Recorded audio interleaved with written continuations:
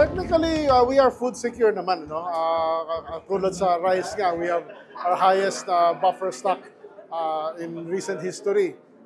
Tuloy-tuloy naman ang production natin at medyo may problema lang tayo sa baboy at konti sa manok. But in general, we're on the way to recovery. So I think by next year, we'll be in better situation as far as food security is concerned. An additional announcement kasi gagawin na natin. By August 13, for our rice farmers, we will start selling 20 peso kilo, 20 peso rice to our rice farmers by August 13. So kaya yun yung isang tulong natin sa mababang presyo ngayon ng palay, at least maka-avail naman sila ng murang bigas.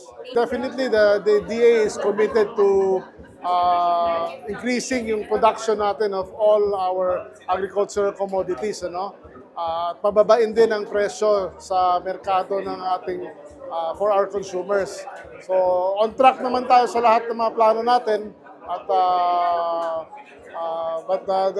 yung fruits of our labor siguro na sinabanggit, mararamdaman natin siguro yan by Christmas time.